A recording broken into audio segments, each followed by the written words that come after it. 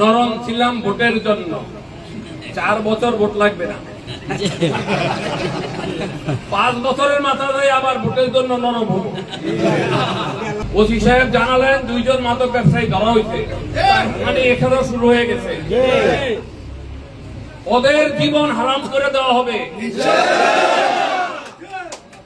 সাধারণ জনগণ রাত্র 12টায় হাইমচরের প্রতিটা অলিতে গলিতে হাঁটবে, এরকম একটা হাইমচর আমরা সবাই মিলে উপহার দেব।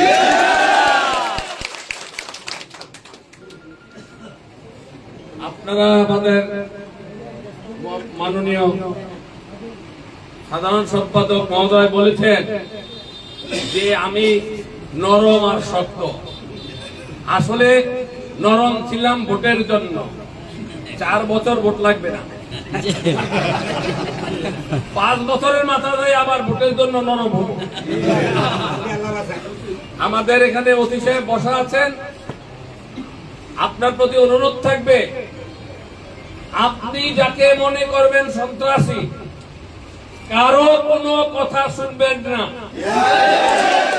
আপনাকে সরকার যে জন্য বসাইছে, আপনি আপনার সেই পবিত্র দায়িত্ব পালন করবেন।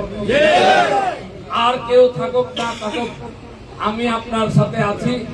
আমি আপনার সাথে থাকা মানে আমাদের আগামী দিনের যে প্রধানমন্ত্রী হবে উনিও আপনার সাথে আছে। সবাই মিলে এলাকার উন্নয়নের জন্য কি করা যায়, এবং এই এলাকার উন্নয়নের জন্য কিন্তু কাজ বেশি না। মাদক চাঁদাবাজি নির্মূল, এটা তো আমরা হাত দিয়েছি অলরেডি। 15 বছর পেট চলে নাই, চলছে। তাহলে কি জন্য আমরা আগামী 60টা বছর আমরা এই দুর্নীতির সাথে না জড়াইয়া আমরা কাজ করতে পারি না? পারি কিনা?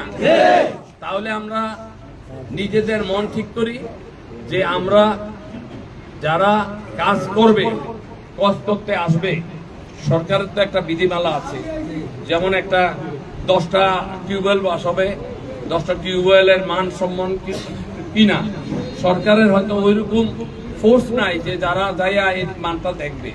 আপনারা যে এলাকার লোক আছেন, আপনারা ওই মান সম্মত কিনা সেটা দেখবেন।